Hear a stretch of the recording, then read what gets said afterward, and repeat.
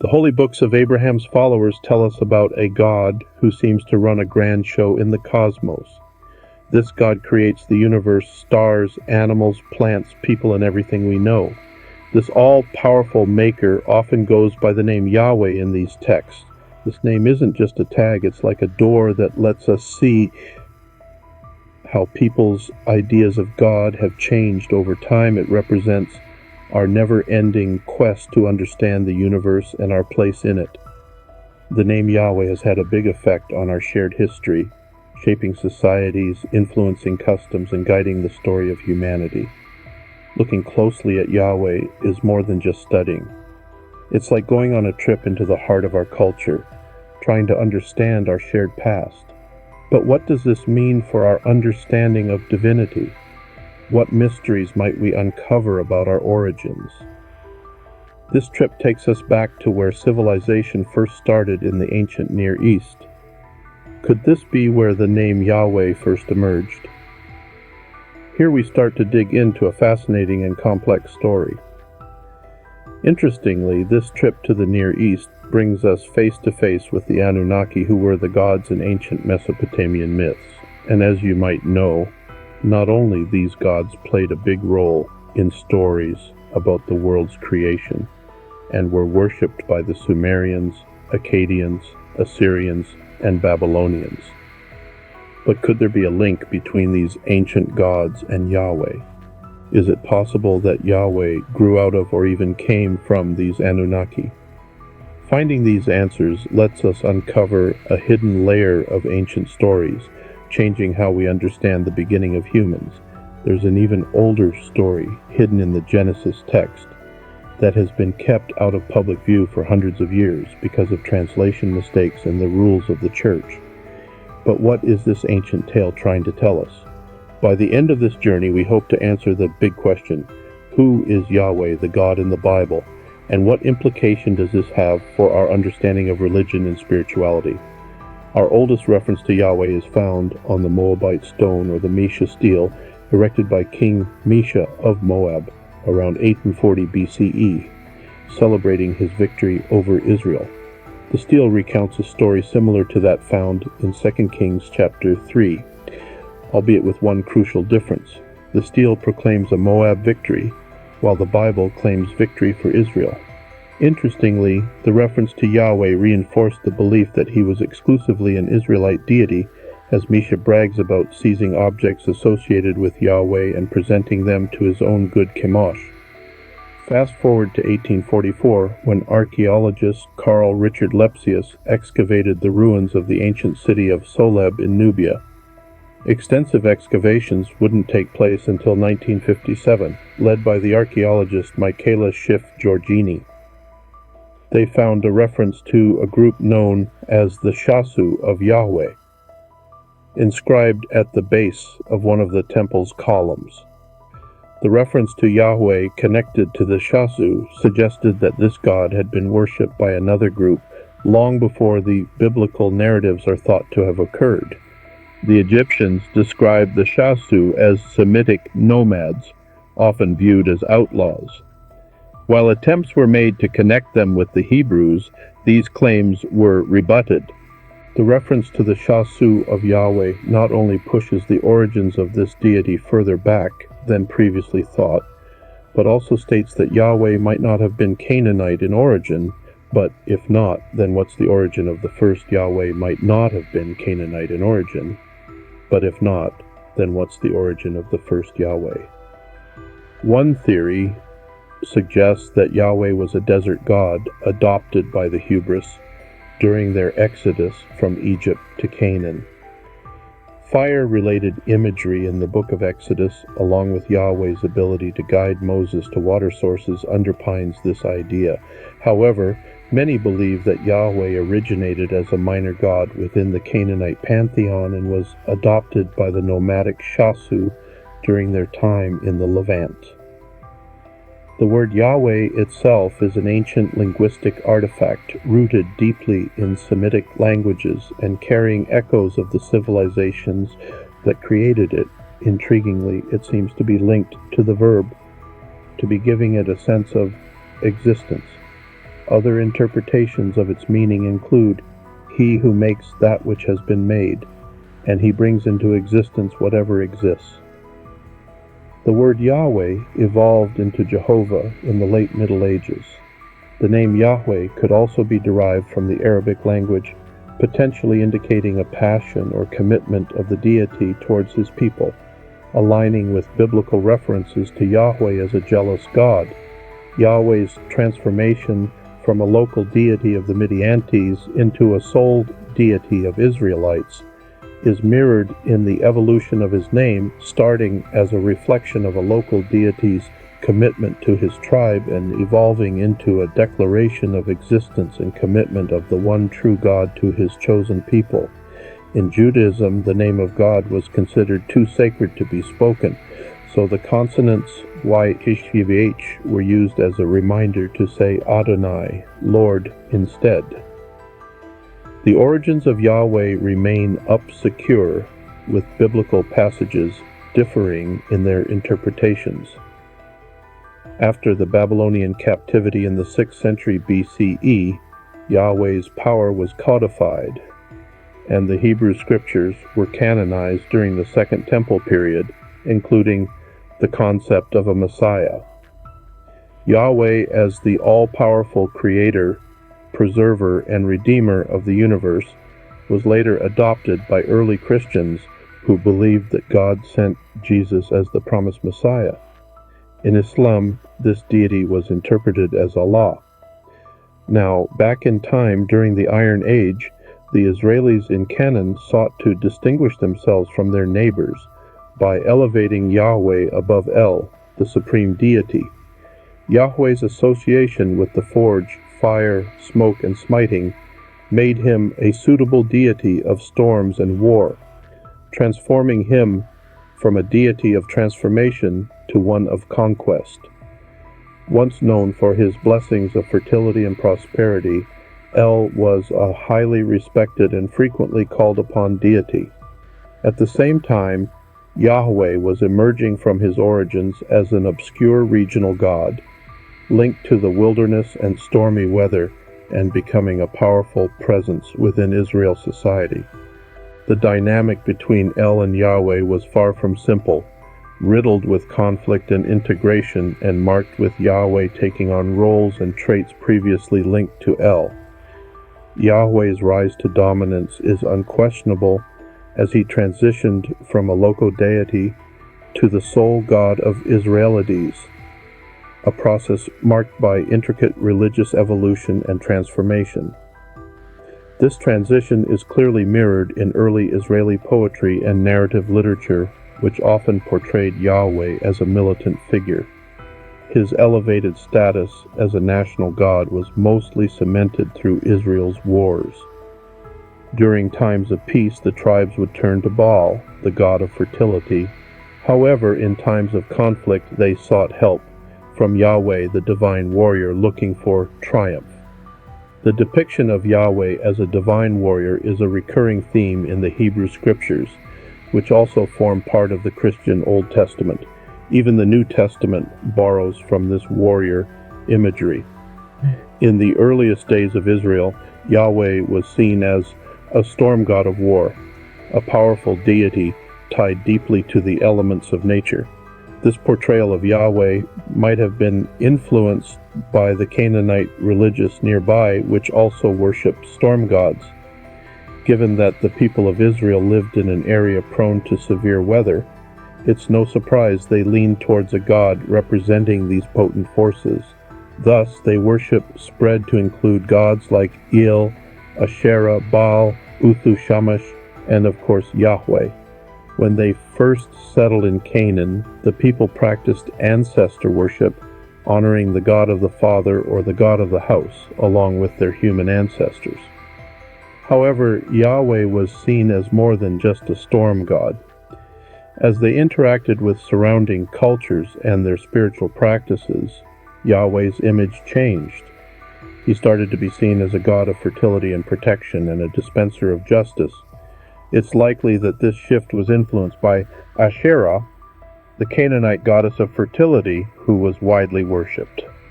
Despite Asherah's popularity, her worship sparked major theological arguments. The Israelites, particularly those in the southern kingdom of Judah, were leaning towards monotheism and saw the worship of Asherah as a threat to this emerging belief. The prophets, like Elijah, strongly opposed the worship of Asherah and other Canaanite gods, leading to violent clashes and the eventual suppression of Asherah's following. Political factors of the era also played a role in shaping Yahweh's worship. The northern kingdom of Israel was richer and more open to syncretism, blending elements from different religions into their worship of Yahweh. This approach faced strong opposition from the southern king of Judah, which was moving towards exclusive Yahweh worship. When the Assyrians destroyed the northern kingdom in 1722 BCE, it marked a critical turning point in Yahweh's worship. Refugees from the north joined the southern kingdom, bringing them their blended religious practices, which likely influenced the evolution of Yahweh's image and the development of unique Israeli religious customs. As the people of Israel built their society in Canaan, they wanted to stand out from their neighbors. This led to them prioritizing Yahweh over El, the traditional Canaanite supreme god. However, they didn't fully embrace monotheism yet. The people remained henotheistic through the era of Judges and the Kingdom of Israel. The kingdom split following Solomon's death in 1931 BCE, leading to the creation of the southern kingdom of Judah with Jerusalem as its capital. In Judah, worshiping Yahweh was not a religious act, but it was also a part of their identity. Yahweh was seen as their protector. The people of Judah believed they were chosen by Yahweh, which influenced everything from their religious traditions to their political decisions and cultural ways of life. Yahweh was seen as a warrior god, a shield against enemies, a perception that was likely influenced by the tumultuous times Judah lived in. Surrounded by mighty empires and frequently drawn into their disputes, the people of Judah turned to Yahweh for safety and rescue. Their faith in Yahweh's protective power had a direct impact on everything from their military strategies and diplomatic ties to their domestic policies. In Judah, the worship of Yahweh was supported by the state. The kings of Judah, starting with David and Solomon, were seen as the earthly representatives of Yahweh. They were believed to have been chosen by Yahweh to lead his people, which gave them both political and religious power. They were the protectors of faith, charged with keeping its practices pure and upholding its principles. However, the relationship between Yahweh and the kings of Judah wasn't always smooth. There were times when kings motivated by political gain or personal ambition strayed from the faith. They brought in foreign gods, allowed blended practices in Yahweh's worship, and persecuted the prophets who dared to criticize them. These actions were seen as betrayals of Yahweh that deserved divine punishment. During these periods of religious change, prophets emerged as the moral compass of Judah. They were seen as the voice of Yahweh, guiding the people back to their God. They spoke out against idol worship, condemned injustices in society, and warned about the severe consequences of abandoning Yahweh. Their messages were not always well received, but they were crucial. They were the guiding light, leading the people of Judah back to Yahweh whenever they strayed. But the question remains, why do we, as a collective society, continuously revere this deity born from the pages of history as the one true God? What compels us to give thanks, besiege blessings, and croon praises to this entity? Might our fascination with the divine reflect a deeper urge to explore our own complexities and unravel the mysteries of divine identities concealed within sacred texts? Could it be that our minds are drawing us an intriguing maze of cosmic knowledge and self-discovery? It's as though we're cracking open an ancient vault, decoding whispers of divine echoes that have resonated through time and space. Could this adventure not only reveal the secrets of the Anunnaki and ancient aliens, but also illuminate our understanding of ourselves and our place in the cosmos. Acknowledging that Yahweh was not initially a single deity, but evolved into a monotheistic God, is crucial to perceive the extraterrestrial influence on our civilization's growth. Now, it's important to understand that Yahweh's evolution from being one among many to being the supreme deity worldwide happened along two pathways. Firstly, from a human viewpoint, we've been exploring how the shift from polytheism to monotheism in ancient Israel was a slow and complex process spanning several centuries. In the late Bronze Age, numerous deities were linked with powerful cities in a typically polytheistic society.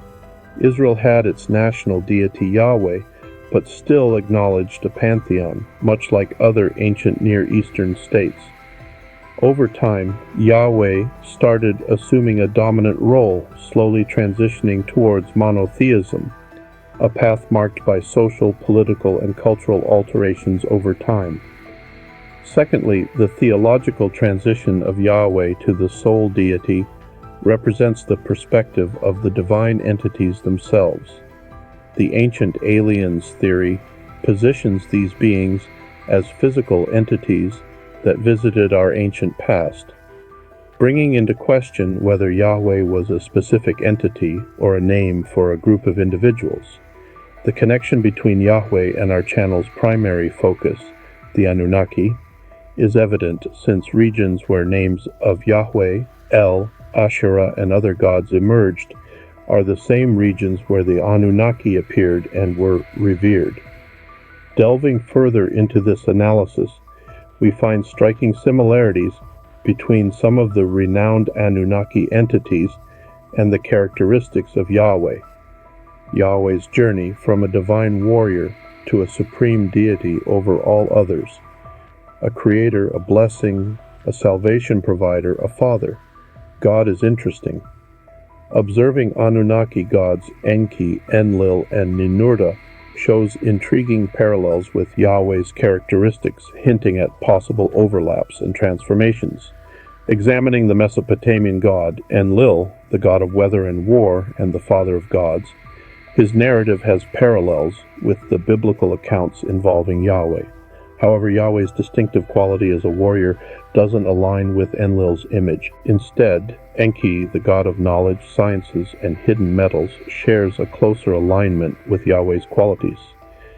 Enki's wisdom, understanding, and control over gold and silver parallel Yahweh's attributes in the Bible. Another Anunnaki, Ninurta, the god of agriculture, hunting, and war, shares his protective nature and warrior qualities with Yahweh. However, suggesting that Yahweh is merely Enki or Ninurta or any other deity cloaked in biblical Hebrew disguise is oversimplification. It is necessary to study the nuanced relationship and the roles of these deities in the Sumerian and biblical accounts to truly understand their connection and evolution. Consequently, the study of Yahweh's transition from being a deity among many to becoming a singularly revered God involves understanding both to the human-driven socio-cultural political shifts and theological changes from the God's perspective.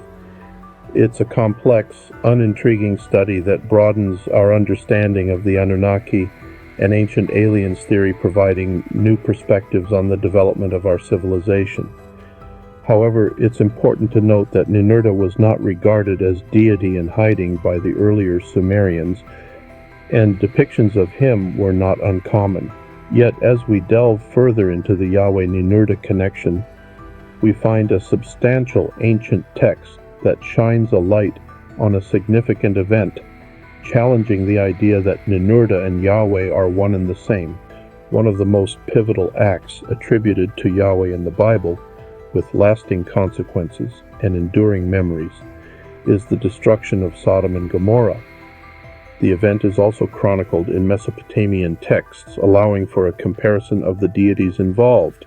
In Genesis 19, Sodom and Gomorrah cities, located in the lush plains south of the Salt Sea, are depicted as sinful, Yahweh descends from his dwelling and, accompanied by two angels, visit Abram and his wife Sarai near Hebron.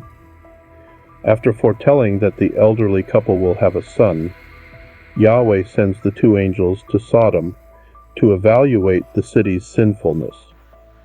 Yahweh then informs Abram that if their sins are confirmed, the cities and their inhabitants will be destroyed. Abram implores Yahweh to spare Sodom if at least 50 righteous people are found within its walls. Yahweh agrees to this plea after Abram successfully negotiates the number down to 10 and departs. The angels, having witnessed the city's wickedness, urge Lot to take his family and escape. Lot asks permission to seek refuge in the mountains, and the angels consent, postponing the impending destruction. Eventually, the doomed fate of the cities is triggered as Yahweh rained upon Sodom and Gomorrah so furious fire from the skies. And he upheaved those cities and the entire plain and all its inhabitants and all that which grew on the ground. And Abraham went early in the morning to the place where had stood before Yahweh, and looked towards Sodom and Gomorrah, towards the land of the plain, and he saw smoke rising from the earth like the smoke of a furnace. In the Mesopotamian records, this very event is proudly documented as the climax of Mordech's battle to establish dominance on earth. The Mesopotamian text explicitly attributes the upheaval of the sinful cities of Nergal, not Ninurta. Given that the Bible asserts that it was Yahweh himself who unleashed the destruction on the cities, rather than the two investigating angels, it becomes apparent that Yahweh cannot be equated with Ninurta. In his book Divine Encounters, Zecharia Sitchin grapples with the enigma shrouding the identity of Yahweh. He draws a remarkable conclusion. The idea from the Bible that the Elohim, the gods or the Anunnaki, had a god of their own might seem utterly absurd initially, but upon deeper reflection it seems to make a lot of sense. This leads us to pose a critical question. If the Nephilim were the gods who created man on earth, was it just evolution on the 12th planet that gave rise to the Nephilim? These technologically advanced beings capable of space travel hundreds of thousands of years before us, and deriving cosmological explanations for the solar system's creation, must have also questioned their origins. This could have led them to what we define as religion, their concept of God, where according to Sitchin, Yahweh isn't an Anunnaki, but rather a divine being that even the Anunnaki revered. Now, returning to our initial questions, we've probed the contrasting viewpoints about Yahweh's identity, the human historical perspective, and the God's own viewpoint. This intricate tapestry of perspectives underscores the topic's complexity as well as its interconnectedness. The imposing nature of the Anunnaki topic and the potential of the ancient aliens theory to rock the world's religious perceptions becomes clear. Mainstream religions often fail to inspire a deep, intimate connection with the divinity that permeates, that is, in all things. They tend to project God as a distant, judgmental entity who, despite his proclaimed love for us, keeps tabs on our actions. But, in our view, our true spiritual quest leads us inward. It invites us to explore the divine within us when we truly connect with our essence. And an authentic religion is our own inner self linked with everything. As for Yahweh, well, Yahweh, along with the other gods, deserves due respect for their roles in history. They've shaped our civilization, culture, bodies, and life itself, and that's all there is.